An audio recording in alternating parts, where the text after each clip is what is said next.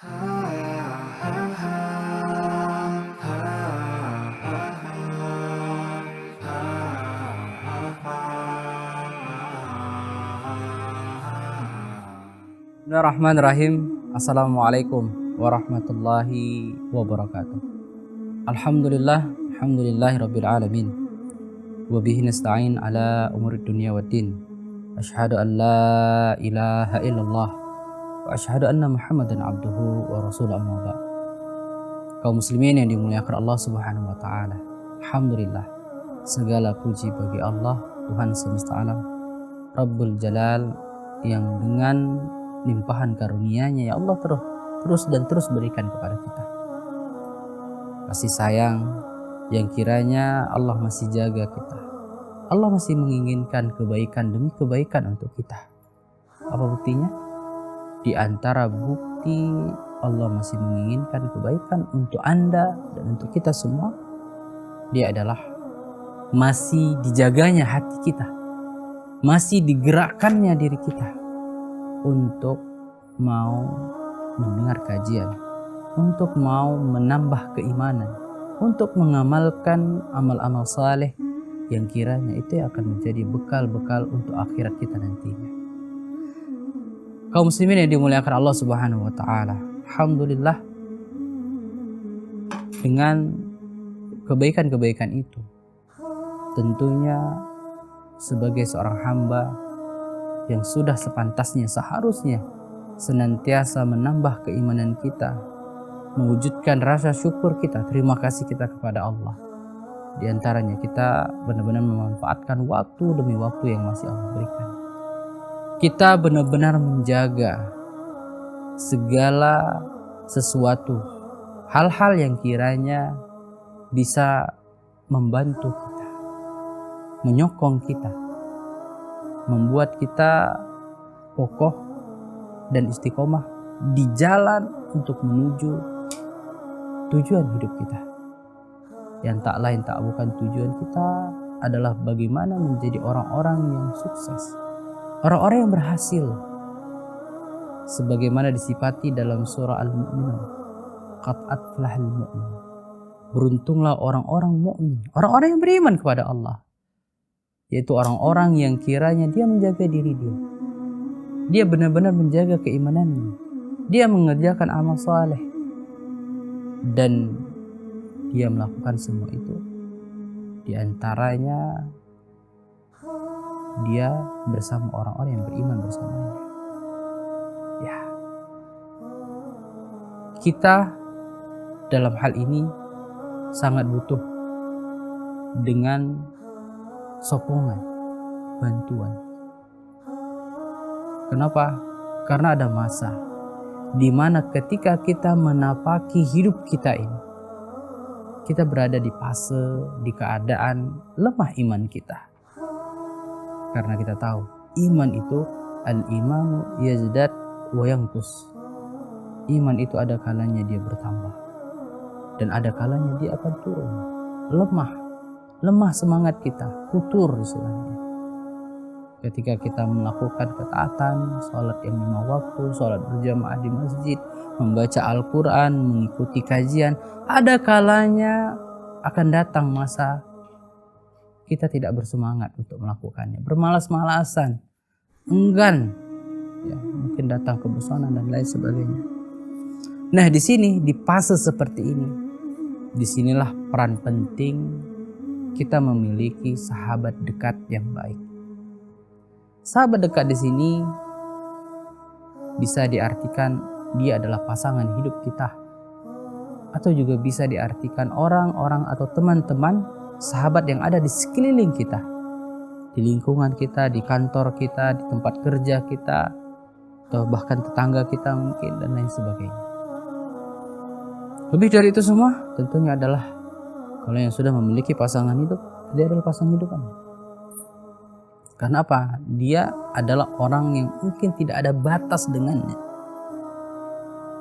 Akan dikatakan berbagi aib, berbagi aurat dan lain sebagainya. Artinya apa? Pertemanan, persahabatan yang tidak memiliki batas adalah hubungan suami dan istri. Nah, kaum muslimin yang dimuliakan Allah, kenapa penting kita memiliki teman hidup atau sahabat dekat adalah orang-orang yang kiranya bisa menyokong, kiranya bisa membantu, mendukung kita, mengingatkan kita ketika kita dalam keadaan yang lemah, dalam keadaan terjerumus perbuatan yang salah, dosa. Karena kita termasuk orang-orang yang tidak memiliki kekuatan, lemah. Kalaulah tidak ada kalimat la haula wala quwata illa billah, tidak ada daya upaya kecuali daya upaya yang Allah berikan kepada kita. Di sini menunjukkan betapa lemahnya kita sebagai seorang makhluk, sebagai seorang hamba. Dan di situ bentuk betapa urgennya, butuhnya kita kepada pertolongan Allah. Dan di antara pertolongan Allah itu ada melalui lewat dari orang yang ada di sekitar kita, teman dekat kita, pendamping hidup kita, sahabat dekat kita. Dan kita bisa lihat, kita bisa tahu apakah teman dekat kita itu, sahabat dekat kita itu adalah orang-orang yang kiranya membantu keimanan kita, atau malah sebaliknya yang senantiasa menggembosi, melemahkan, menghasut, menggoda, menghalangi bahkan ketika kita ingin berbuat baik. Maka coba evaluasi, coba periksa ketika kita bergaulnya kita atau tongkrongan kita bersama siapa di sana. Jika seandainya kita berkumpul, nongkrong gitu, tongkrongan kita adalah orang-orang yang dia adalah orang-orang yang saleh atau orang-orang yang salehah, bisa kita lihat apakah ketika kita bersamanya bertambah keimanan kita kepada Allah, mengingat kita dengan hal-hal yang bermanfaat untuk agama kita, atau malah sebaliknya ketika kita berkumpul dengan mereka malah semakin lemah iman kita, semakin berat rasanya untuk melakukan amalan saleh. Bahkan sampai pada tingkatan kita malu ketika kita ke masjid, ketika kita ingin melaksanakan sholat yang 5 waktu, kita sembunyi-sembunyi dari mereka karena gengsi atau malu ketika melihat mereka melihat kita masih mengerjakan sholat, sedangkan teman-teman kita tidak mengerjakannya. Alhamdulillah. Kalaulah seperti ini, maka ketahuilah persahabatanmu adalah pertemanan yang toksik, yang buruk, yang bisa merusakmu, bahkan yang akan menjadi penyesalan luar biasa nanti. Bukankah dalam Al-Quran dikatakan apa? Ada orang-orang yang dia mengatakan, alangkah ruginya aku, alangkah menyesalnya aku mengambil dia si fulan sebagai temanku. Laqad adallani, sesungguhnya dia telah menyesatkanku dari jalan yang benar. Maka kaum muslimin yang dimuliakan Allah, penting sekali kita menapaki jalan menuju surga ini bersama teman atau sahabat dekat yang kiranya membantu kita agar selamat di jalan itu. Insyaallah kita akan lanjutkan setelah beberapa jeda berikut ini.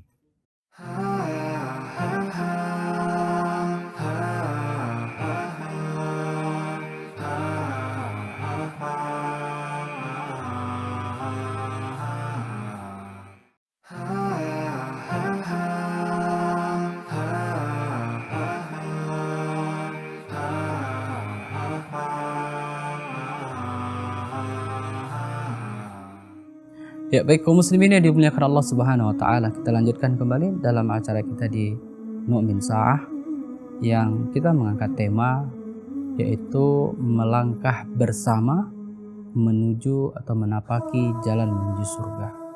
Kaum muslimin yang dimuliakan Allah, kenapa kita butuh teman?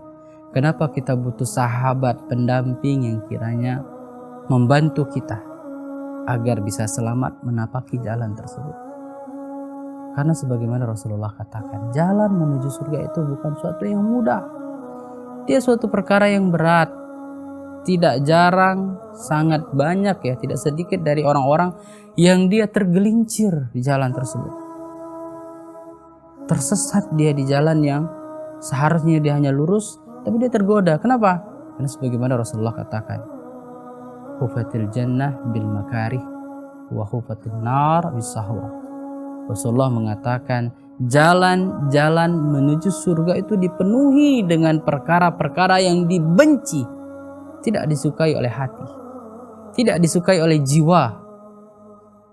Bayangkan, dia harus memaksakan dirinya ketika subuh hari, ketika orang-orang pada tidur, dia harus bangun ke kamar mandi, berwudu, dingin dia rasakan. Kemudian dia harus keluar rumah menuju masjid untuk sholat berjamaah subuh hari. Itu perkara yang berat. Ketika dia baru pulang dari kantor, pulang dari kerjanya di sore atau di malam hari, dia harus siap-siap pergi ke masjid untuk sholat maghrib. Itu perkara yang berat. Perkara yang berat.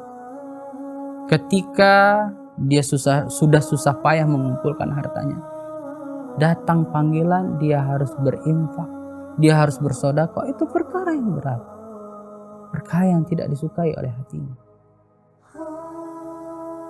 Ketika orang lagi enak makan, menikmati minumannya, makanan yang luar biasa, beraneka ragam macam, dia harus menahan dirinya karena dia harus berpuasa dan lain sebagainya. Perkara-perkara yang kiranya itu adalah perkara-perkara yang dibenci, tidak disukai oleh jiwanya, hawa nafsu. Ini jalan yang dia tempuh untuk menuju surga. Sebaliknya jalan yang untuk menuju neraka, dia dipenuhi dengan perkara-perkara yang disenangi, disukai oleh hawa nafsunya. Ketika dia harus melihat wanita, dia berzina, dia mabuk-mabukan, dia makan harta yang haram dan lain sebagainya, perkara yang disukai oleh nafsunya. Maka itu diantara hal-hal yang ketika dia jalani itu adalah jalan menuju neraka. Maka dengan perkara-perkara ini butuh sekali pendamping yang kiranya mengingatkannya, yang kiranya menyemangatinya, menguatkannya ketika dia berada dalam keadaan lemah. Karena ketika dia meniti itu, dia pasti melewati fase-fase sebagaimana tadi yang kita sampaikan di awal. Maka kaum muslimin yang dimuliakan Allah, penting sekali. Ini yang dikatakan oleh Allah dalam Al-Quran, wa ta'awanu 'alal birri wat taqwa wa la ta'awanu 'alal ismi wal 'udwan. Tolong menolong kalian dalam perkara ketakwaan kepada Allah, dan jangan tolong menolong dalam perkara dosa dan permusuhan.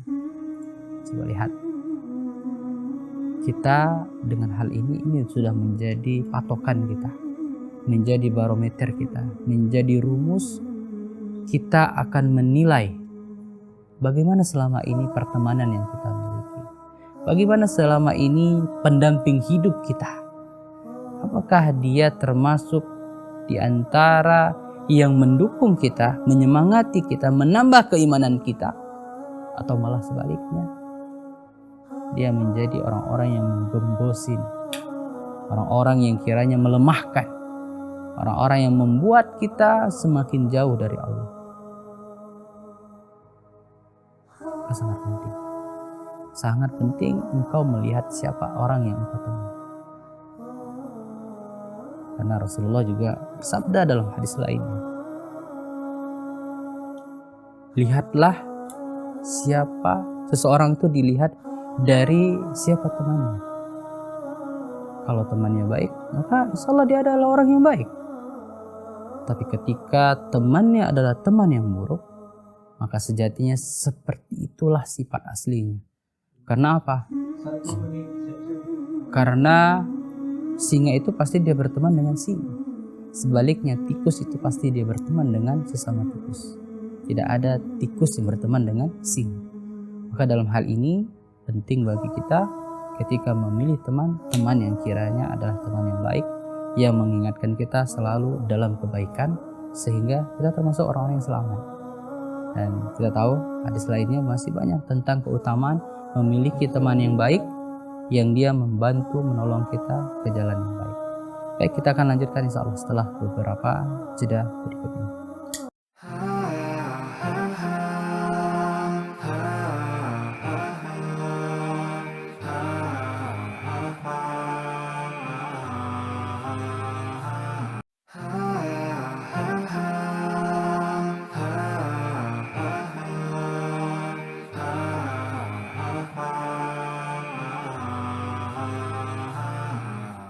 Ya, baik kaum muslimin yang dimuliakan Allah Subhanahu wa taala, kita lanjutkan kembali di segmen yang terakhir acara Mu'min Sa'ah dengan tema bersama menapaki jalan menuju surga.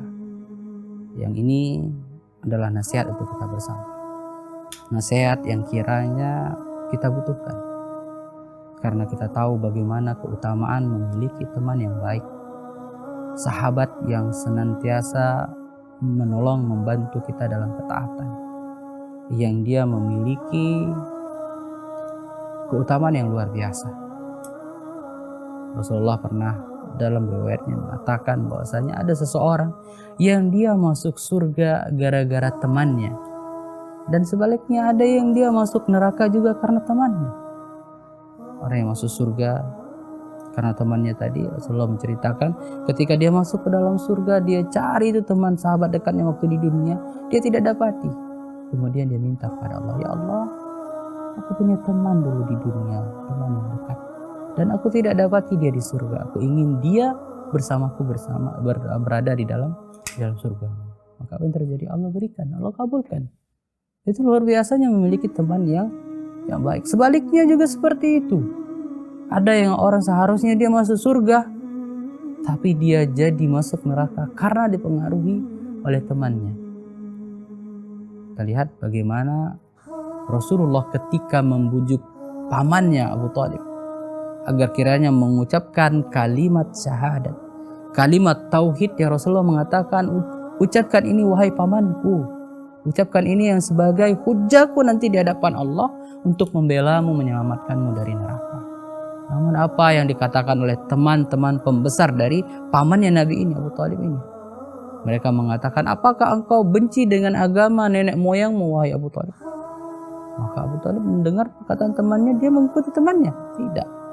Sehingga apa? Dia tetap mati, wafat dalam keadaan tidak mengucapkan kalimat tauhid. Nah, kaum muslimin yang dimuliakan Allah, tidakkah ini cukup menjadi pelajaran untuk kita? Kalaulah sampai saat ini kita belum memilikinya, maka cari dia selagi kita masih punya kesempatan. Ketika engkau telah memilikinya, genggam tangannya seerat mungkin. Jangan sampai dilepaskan hanya karena permasalahan 1, 2, dan 3. Hanya masalah sepele yang membuatmu berpisah dengannya, membuatmu akhirnya bermusuhan, tidak lagi bersama. Maka alangkah ruginya engkau. Kerugian yang kau dapatkan bukan hanya di dunia, tapi lebih-lebih lagi nanti di akhirat.